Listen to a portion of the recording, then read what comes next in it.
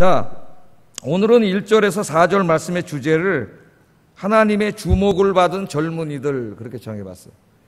꼭 젊은이라고 하지 않아도 하나님의 주목을 받은 사람들 그렇게 정해도 상관이 없습니다. 그런데 오늘 이제 나오는 주인공들은 젊은이들이죠. 그래서 젊은이들 그렇게 정했지만 우리 모두에게 해당되는 그런 말씀입니다. 하나님께서 어떤 사람들에게 주목을 하시고 관심을 가지시고 또 그런 사람들에게 복을 주시고 그런 사람을 사용하시는가, 오늘 이제 이 다니엘서 첫 부분을 통해서 이런 데 좀 주제를 두고 말씀을 전하려고 해요. 그러나 이제 오늘 첫 공부 시간이기 때문에 1절을 우리가 중심으로 해서 좀 역사적 배경을 약간 공부하겠습니다. 1절을 우리 같이 한번 읽어보겠습니다. 시작.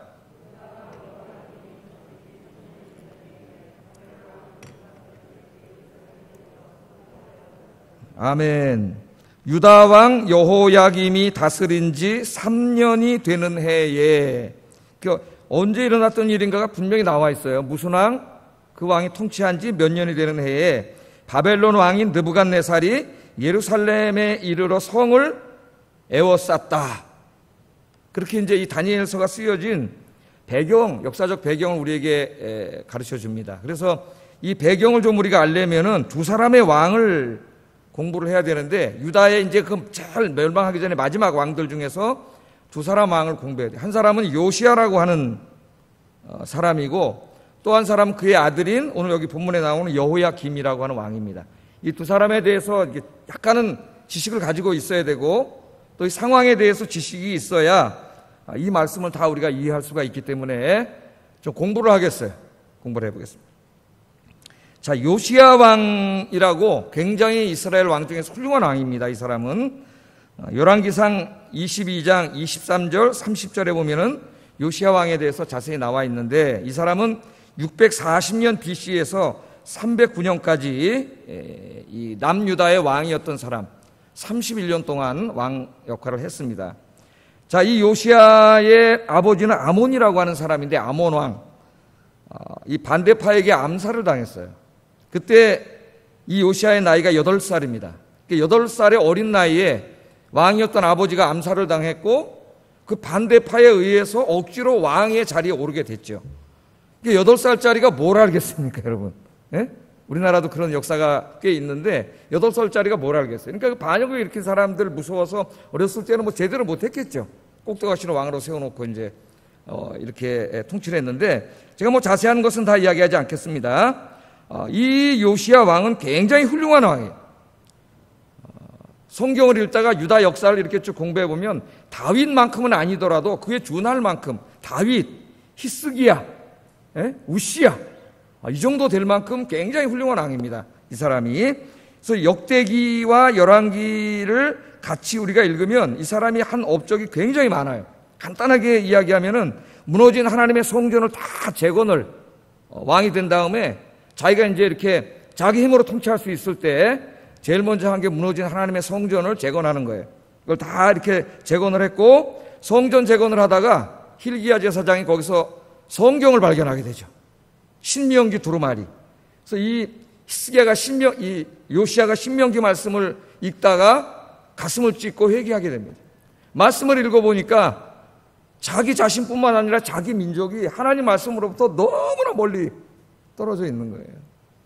그래서 가슴을 찢으면서 회개를 하고 이 성경을 전 국민에게 다 읽히고 대대적인 회개 운동, 기도 운동을 일으키고 예배 운동을 일으켜가지고 유다와 예루살렘 전체를 신앙, 하나님께로 돌아오게 만든 정말 훌륭한 사람이에요. 여러분 한번 성경을 읽어보세요. 요시야 왕에 대해서. 굉장히 훌륭한 사람인데, 그런데 불행하게도 요시야 왕의 이 마지막이 좀 불행했습니다. 마지막. 이 마지막이 이제 오늘 본문과 좀 연관이 돼요. 자, 요시야 왕이 이제 마지막 때 죽기 얼마 전이었는데, 이 바로의 이 애굽의 왕인 느고라고 하는 애굽의 왕이 있었는데, 바벨론을 치려고 이제 북쪽으로 북상을 하는 일이 벌어집니다. 북쪽으로 올라오는 거예요. 예? 그래서 왜 올라왔냐면은 아수르가 이때는 다 약해져 있었기 때문에 바벨론이 너무 세져가지고 아수르를 거의 다 먹을 그런 지경까지 이르렀어요. 예? 여러분 한번 이제 지도를 한번 보세요. 지도를. 예. 지도가 보이는데, 저 바벨론이라고 하는 나라가 굉장히 막강해져가지고 저 아수르를 거의 다 물리치고 612년에는 수도 니느웨이를 탈환하게 돼요. 그래서 이제 아수르 왕이 할 수 없이 저 옆에 보면 하란이라고 하는 곳이 있죠. 그걸로 도망을 쳐가지고 거기에 임시적으로 거주하게 됩니다. 근데 그러다 보니까 이제 바벨론의 세력이 점점 세지는 거죠. 점점 세지니까 누가 불안해졌겠어요? 저 남쪽에 있는 또 하나의 강대국 애굽이 굉장히 불안해진 거예요. 그때 애굽의 왕이 이제 느고라고 하는 사람인데 굉장히 불안해진 거예요. 그래서 안 되겠다. 이 바벨론을 더 이상 가만히 두면 안 되겠다 이렇게 생각을 하고 아수르를 돕기 위해서 북지로 이제 군대를 이끌고 북으로 올라오는 겁니다. 이제 북으로 올라오려면 어느 땅을 거쳐야 돼요? 유다 땅을 거쳐가야 되잖아요. 그때 유다의 왕이 누구냐면은 요시야 왕이에요. 근데 요시야 왕은 아수르 하면은 막 이가 갈리는 사람이에요. 왜? 평생 동안 괴롭힘을 당했잖아요. 그런데 그 아수르가 지금 다 망해가. 그 당시에 바벨론하고는 친했어요. 그 당시에는. 근데 아수르가 다 망해가고 있는데, 이 애굽이 구하러 오는 거 아니에요? 그럼 아수르가 다시 살아나면 어떻게 되겠어요? 그러니까 깜짝 놀라가지고 이 요시야가 군대를 이끌고 저기 무깃도라고 이름이 나오나요? 안 나오나요? 예? 내 눈이 나빠져가지고 잘 안 보여. 저 중간에 보면은 저 다멕색 그 언저리라고 보면 됩니다. 다른 지도를 한번 또 펴보세요. 다른 지도에 나올 거예요. 자, 이거 무깃도 보여요? 안 보여요? 무깃도가 보이죠? 이 시대의 상황을 다룬 건데 무깃도로 내려와서 매복하고 있다가 바로 누구하고 싸웠어요. 전쟁을 했는데, 자, 이 말씀이 이제 역대기서에 자세하게 기록되어 있습니다. 역대기서에 있는데 바로 느고는 싸우기를 원치 않았습니다. 왜냐하면 지금 유다랑 싸우다가 시간 다 낭비하고 군대가 힘이 빠지면 지금 바벨론하고 못 싸우잖아요. 그러니까 유다 왕한테 요시야에게 난 당신하고 싸우러 온 게 아닙니다. 그러니까 길 좀 비켜주세요. 그렇게 부탁을 해요. 길 좀 비켜주세요. 그리고 내가 지금 저기 바벨론하고 싸우러 가는 것은 하나님의 뜻입니다. 그럼 놀라운 말을 합니다. 하나님으로부터 난 말이라고 얘기해요. 자, 이 일이 하나님으로부터 났다고 하는 느고의 말을 듣고도 요시야는 느고의 말을 무시하고 군대를 이끌고 내려가서 싸웁니다. 느고와 싸워요. 이겼겠어요? 졌겠어요? 못 이기죠. 싸우다가 이 요시야가 여기서 전사를 하게 됩니다. 전사. 그런데 정말 그 하나님의 뜻이었는지 아니었는지는 우리가 알 수가 없지만 역대기를 이렇게 잘 문맥 안에서 읽어보면 정말 하나님의 뜻이었던 것 같아요. 그런데 요시야는 아수르가 살아나면 안 된다고 하는 자기의 너무나 뚜렷한 자기 생각이 있었어요. 그래서 우리가 하나 얻는 교훈은 뭐냐면 자기의 생각이 너무 강하면 하나님의 뜻을 어기게 됩니다. 자기의 생각이 너무 앞세우면 하나님의 뜻도 무시하게 돼요. 그래서 우리가 신앙생활하거나 교회를 섬길 때 굉장히 중요합니다. 물론 어떤 사람도 자기의 뜻이 없는 사람은 없겠지만은 자기의 뜻을 너무 앞세우지 마세요. 정말 하나님은 어떤 것을 원하시는지, 하나님의 뜻은 무엇인지 우리가 늘 이런 문제들을 놓고 주님 앞에 기도해야 됩니다. 그런데 이 요시야는 아수르가 망해야 된다고 하는 너무나 확고한 자기의 정치적인 뜻이 있었기 때문에 하나님의 뜻을 무시했어요. 그래서 싸우다가 그만 죽어버립니다. 그래서 전사를 해요. 그러니까 참 안타까워요. 얼마나 안타까웠으면 예레미야가 슬픈 노래를 다 지어서 불렀겠습니까? 요시야 왕이 죽은 다음에 너무 슬퍼서 예레미야 선지자가 슬픈 노래를 다, 애가를 다 불렀을 정도에 너무나 훌륭한 왕이었는데 그렇게 말려는 그렇게 죽었어요. 자, 그러니까 왕이 죽으니까 유다인들이 누구를 왕으로 세웠냐면은 그의 아들인 여호아하스라고 하는 사람을 왕으로 세워놨습니다. 그리고 이제 누구는 전쟁에서 이긴 다음에 막 북으로 올라갔어요. 북으로 올라가서 이제 진짜 바벨론하고 한판 붙었어요. 한판 붙었는데 이겼겠어요? 졌겠어요? 이길 수가 없지. 유다하고 싸우다가 힘을 다 빼버렸는데 바벨론을 이기지 못하고 뭐 완전히 실패한 건 아니지만 목적을 다 이루지 못했어요. 그래서 하란이라는 곳에다가 군대를 어느 정도 남겨두고 이제 자기 고국으로 돌아갑니다. 이 바로가. 돌아가다가 보니까 너무 뿔따고 갔어요. 누구 때문에 뿔따고 났어요? 유다 때문에 뿔따고 갔어요. 아까 지도를 한번 다시 보세요. 지도. 그래서 저 리볼라라고 하는 곳이 보여요? 안 보여요? 리볼라 보이죠? 저 리볼라에 내려왔을 때에 자신의 사령부로 유다의 왕인 아하스로 소환합니다. 소환해가지고 끌고 가버렸어요. 여호아스를 끌고 가고 그 다음에 그의 형제인 여호야김을 왕으로 세운 거예요. 그러니까 여호아스는 끌고 가버렸어요. 볼모로. 그러니까 그 다음부터 유다는 누구의 봉신이 됐겠어요?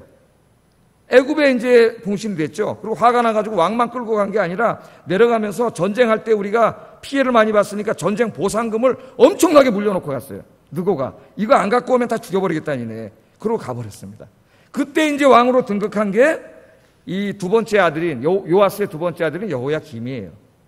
자, 그러니까 이 사람이 지금 애굽 왕 느고로부터 엄청난 협박을 받았잖아요. 전쟁 배상금을 내기 위해서 국민들로부터 진짜 막 피를 뽑는 세금 정책을 써가지고 다 뺏어가지고 애굽에다가 전쟁 배상금으로 갖다 바쳤어요. 그럼 백성들의 삶이 힘들겠습니까? 살기 좋겠습니까? 너무나 힘들죠. 살기가 어려워요. 백성들이 너무나 힘든데 이 왕이 얼마나 사악한 왕인지 우리가 예레미야서나 쭉 성경을 읽어보면은 이렇게 백성들이 힘들고 어려운데 자기는 부와 사치를 누리며 살았어요. 이 사람이 호화로운 궁궐을 자기를 위해서 호화로운 궁궐을 새로 졌고 국고를 엄청나게 자기 자신을 위해서 낭비합니다. 한술 떠서 자기 성을 짓는데 사람들을 끌어다가 안 그래도 힘들어 죽겠는데 강제 노동을 막 시켰어요. 국민들은 무거운 세금과 강제 노동에 시달렸지만 자기는 새로운 궁을 줘놓고 호화로운 생활을 했습니다. 이 예레미야 22장에 자세하게 나와요. 자세히. 여러분 예레미야서도 꼭 한번 읽어보세요. 예레미야를 이해하려면은 이 역사를 다 이해해야 돼. 안 그러면 무슨 말인지 하나도 몰라요. 예레미야 성경 읽으면서도. 자, 시간은 이렇게 흘러가고 있었는데 주전 605년이 됐습니다. 605년에 다시 한번 지도를 펴보세요. 제가 오늘 이걸 가져와야 되는데 불빛을 안 가져와가지고 바벨론이 지금 이 애굽이 요 무기또 있는 지역, 요 지역을 다 여기 밑에는 이제 블레셋 지역이고 여기 애굽 군대가 장악하고 있었는데 605년에 바벨론 왕 느부갓네살이 군대를 이끌고 저 팔레스틴 지역, 지금 남유다 쪽이죠. 블레셋하고 이쪽으로 쳐들어와서 여기를 다 점령해 버립니다. 점령해 버릴 때에 그때의 한 사건이 뭐냐면 오늘 1절이에요. 1절. 다시 한번 1절 읽어보겠어요. 시작.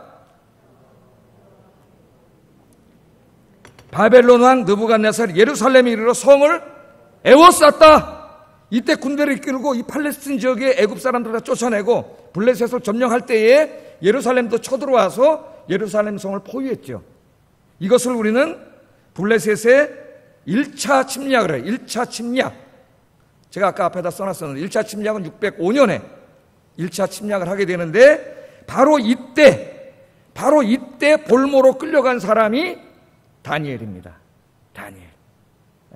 그러니까 우리가 이 역사를 좀 어느 정도 알아야 되겠죠. 다니엘이 끌려갔고 다니엘만 끌려간 게 아니라 그 친구들도 이제 끌려간 친구 이름들도 나와요.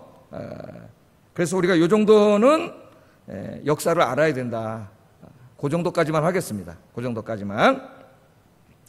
자, 그 다음에는 이제 다니엘서는 도대체 우리에게 무엇을 가르치기 위한 성경인가 그렇게 얘기할 때 다니엘서는 바벨론 포로기를 살았던 다니엘이 지은 예언서입니다. 요한계시록에서도 상당히 많이 인용이 되고 있기 때문에 종말론을 연구하는 데 있어서도 에스겔서와 함께 다니엘서는 굉장히 중요해요. 이 성경 말씀이 거기에 관계된 말씀은 이제 그때 본문을 해석할 때 그때 해설을 하겠습니다. 이 최근에 그 저명한 복음주의 구약학자인 크리스토퍼 라이트라고 하는 사람이 다니엘서 강해라고 하는 책을 썼는데 그걸 번역해서 우리나라 책으로 이렇게 번역이 돼서 나왔어요. 참 감사하게 생각하고 제가 단을 읽지 못했는데 이렇게 읽고 있습니다. 설교에 많이 아마 참조가 될 것 같아요. 이분이 이제 다니엘서의 강의 주제를 크게 두 가지로 요약을 했는데 저도 여기에 동의합니다. 저기 이제 그다음 신학적 주제가 뭐냐? 항상 우리가 유념해서 읽어야 되는 첫째는 다니엘서는 다니엘과 그 친구들 끌려간 사람들이 어디서 살고 있어요? 바벨론이라고 하는 적대적인 나라에서 살고 있습니다. 우상 섬기는 나라, 적대적인 국가, 하나님을 믿는 사람들에게 적대적으로 대하는 국가에 가서 살고 있죠. 그 사람들이. 그러니까 첫 번째 주제는 뭐냐면은 적대적이고 위협적인 문화 속에서 신앙생활하고 있는 하나님의 백성들을 위로하고 격려하기 위한 성경이에요. 이게 어떻게 보면은 지금 우리에게 딱 주시는 말씀입니다.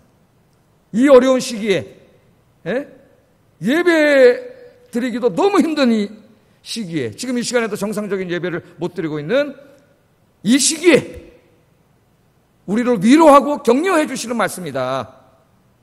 그러니까 이제 여러분 이 말씀을 들을 때 하나님의 위로와 격려가 충만하기를 주의 이름으로 축복합니다.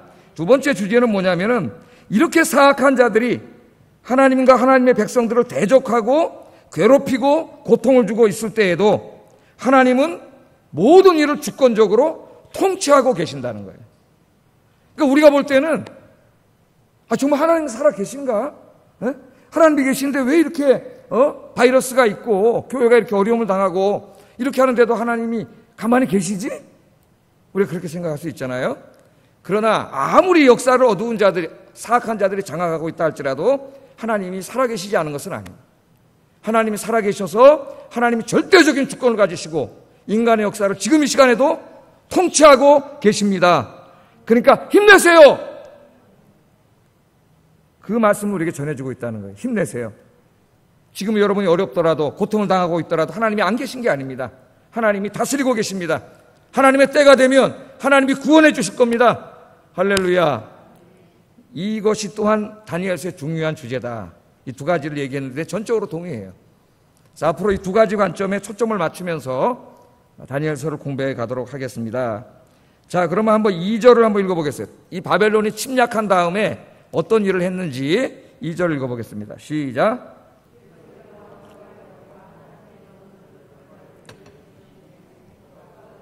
신할 땅 자기 신들의 신전에 가져다가 그 신들의 보물 창고에 두었더라. 아멘.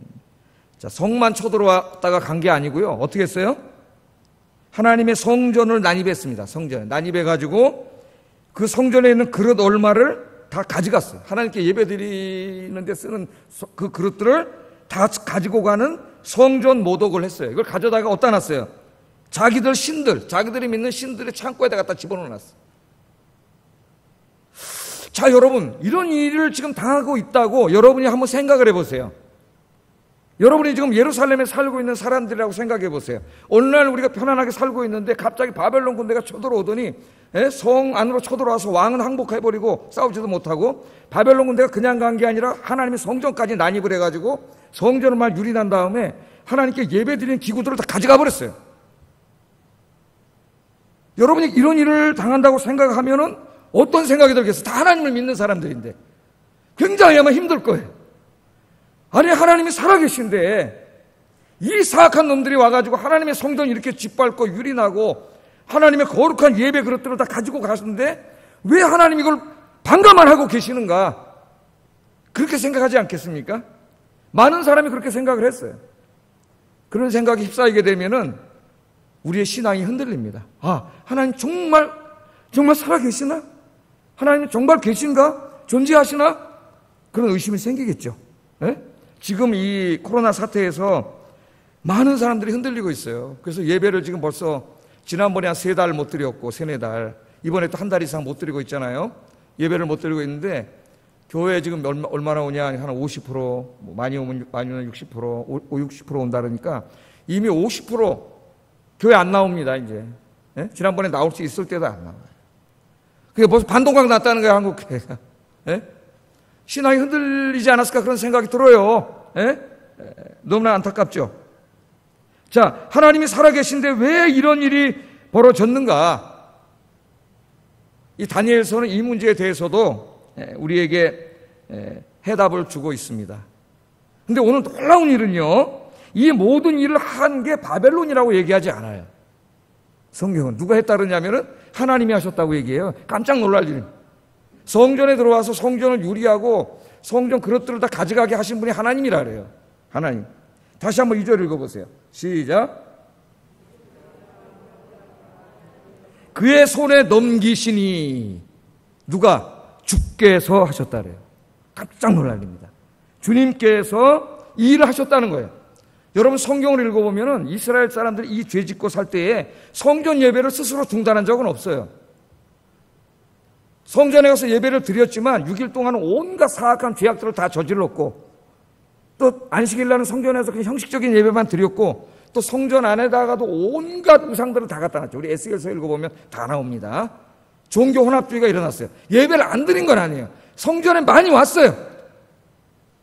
안 드린 게 아닙니다. 그런데 이 성전에서 예배를 아예 못 드리게 하신 분은 하나님이에요. 자, 하나님이 그렇게 하셨다 그러잖아요. 하나님이. 이제 조금 더 시간이 지나면은 이때가 605년인데 587년에는 이제 완전히 망하잖아요. 그때는 바벨론 군대가 들어와서 물건만 가져간 게 아니라 성전에 불을 질러가지고 완전히 성전이 없어져 버려요. 이제는 성전 예배를 못 드립니다. 70년 동안. 그것도 누가 하셨어요? 하나님이 하셨어요. 하나님이 하셨다고 해요. 그러니까 구약 성경에서 우리가 배우는 교훈은 하나님의 성전이 타락하면, 하나님의 교회가 타락하면 하나님 그 성전도 심판하신다는 거예요. 그 성전에서 예배를 못 드리게 하신다는 거예요. 그래서 우리가 이 말씀을 우리 한국교회가 꼭 그렇다 그렇게 말하고 싶지는 않지만, 잠깐 이제 바이러스 때문에 이런 일이 있지만 그래도 우리가 이 말씀을 깊이 생각하고, 특별히 우리 목회자들, 또 당회를 구성하는 장로님들 먼저, 그리고 우리 온 교우들이 하나님 앞에 바로 서야 된다. 이것이 어떻게 보면 너무나 힘들고 저도 힘들어요. 예배를 아예 안 드려야 된다고 생각하는 목사들도 있고, 또 예배를 드리는 목사들을 막 욕하는 목사님도 있고, 예배를 드리는 목사님도 있고, 다양하게 여기 있죠. 그럼 어떻게든 예배를 드리려고 하는 목사님들에게는 진짜 이 시기가 하루하루가 너무 괴롭죠. 고통스럽고, 성도들이 막 생각나고, 한 달 예배를 못 드렸는데 어떡하지? 걱정이 되고, 근데 어떤 분들은 또 막 타평하게 그냥, 우리 저 2단계 끝날 때까지 예배 안 드릴 거예요. 이렇게 한 분들도 있어요. 교회가 지금 한 목소리가 아닙니다. 4분 오열돼 있어요. 참으로 안타깝습니다. 그러나 우리가 성경의 전체적인 퍼스펙티브에서 보면은 이 일을 행하신 분이 하나님과 무관하다고 할 수가 없어요. 성경 말씀을 해석하다 보면. 그렇다면 우리는 다니엘서가 쓰여지던 때의 이 유다인들처럼 우리 자신을 정말 깊이 돌아봐야 돼요. 하나님한테. 우리 자신과 한국 교회가 하나님 앞에 정말 잘못해왔던 것들, 우리 신앙은 다 형식주의에 빠져버리고 하나님에 대한 뜨거운 사랑과 열정도 잊어버리고 우리의 삶은 세상에 다 빠져있고 세속화되고 있고, 이런 것들에 대해서 안 믿는 사람들과 별 차이가 없이 거짓말하고 불의를 행하고 이렇게 살아간 것들에 대해서 우리가 철저하게 회개해야 된다. 하나님이 왜 이렇게 하셨느냐? 깨달으라고 하신 거예요. 깨달으라고. 그런데 결국 깨닫지 못하기 때문에 이로부터 한 20년이 지난 후에 완전히 멸망하게 됩니다. 완전히. 이 하나님의 말씀을 우리가 이 시간에 깊이 묵상하면서 우리가 깨닫고 눈물로 기도하며 하나님이 이 땅을 치유하시고 이 교회를 치유하시고 우리가 다시 온 성도가 모여서 영광 중에 하나님께 예배드리는 그날이 속히 올 줄로 믿습니다. 그리고 여러분, 어떤 결론이 날지 모르지만 내일이나 모레 지금 계속 협상을 하고 있다니까 또 예배를 드릴 수 있는 좋은 결론이 날 수 있도록 또 여러분 정말 눈물로 기도해 주세요. 눈물로. 어떤 결론이 나더라도 하나님의 뜻으로 우리는 받아들이겠지만 좀 더 어려운 시기가 계속된다 그래도 뭔가 하나님도 뜻이 있지 않겠어요? 그러나 좋은 결과가 있을 수 있도록, 그래서 온 성도가 다 모여서 예배할 수 있도록 기도하시는 여러분 되기를 주의 이름으로 축복합니다. 자, 또 한 가지 우리가 생각해 볼 것은 이제 이 바벨론의 정책이에요. 정책. 자, 바벨론은 성을 점령하고 성전을 유린했을 뿐만 아니라 또 한 가지를 시행합니다. 그게 뭐냐면은 이 유다 땅에 굉장히 그 엘리트급에 있는 아주 그 머리가 좋고, 아주 그 신체적인 이런 외모도 출중하고 또 집안 가문도 좋고 이런 젊은이들을 모아서 포로로 끌고 가요. 끌고 가는 정책을 하는데 3절 4절 한번 읽어보겠습니다. 시작.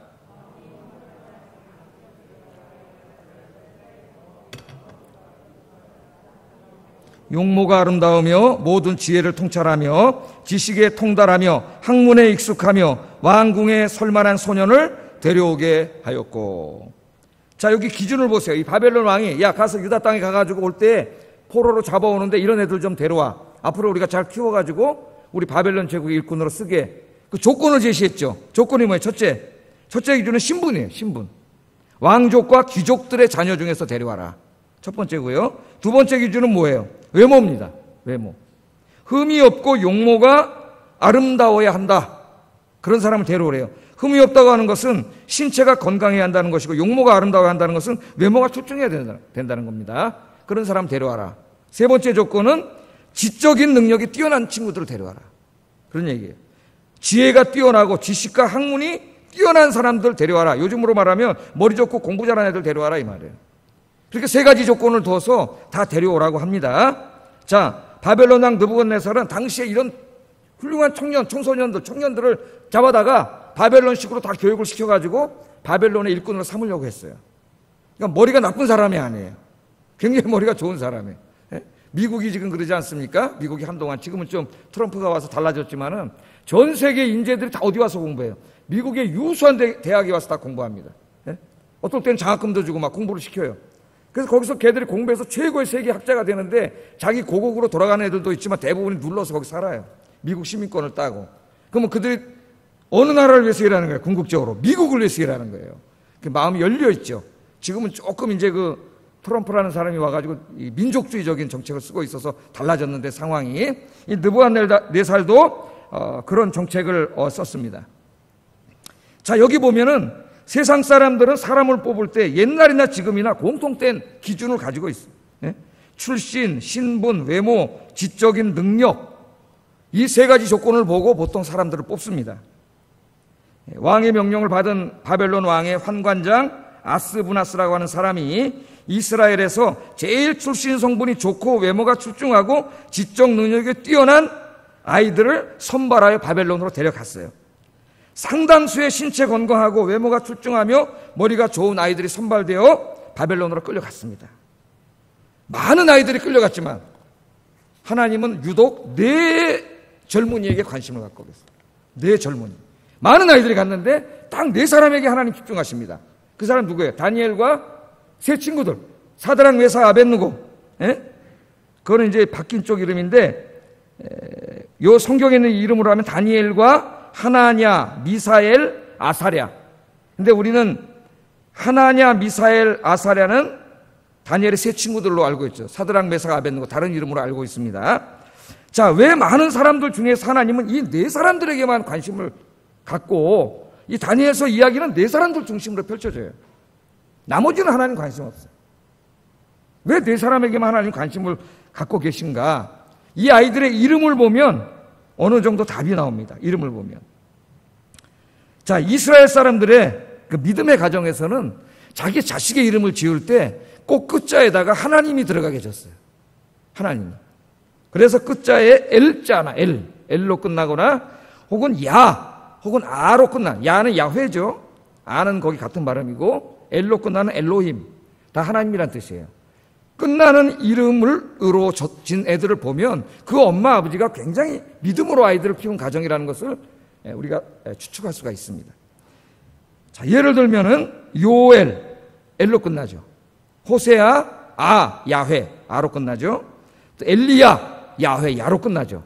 다 이름들이 이렇게 돼 있어요. 믿음 좋은 집안에서 아이들 신앙으로 잘 키운 엄마 아버지는 항상 엘리나 야로 끝나게 돼 있습니다. 이름이 그렇게 졌어요.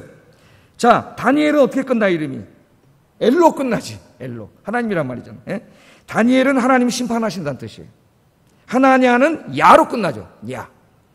우리는 이제 하나냐 그랬지만 하나냐예요. 야. 하나님은 은혜로우시다 그런 뜻이에요. 자, 그 다음에 미사엘, 엘로 끝나죠. 하나님은 누구인가 그런 뜻입니다. 자, 아살야예요. 야훼로 끝나는 거예요.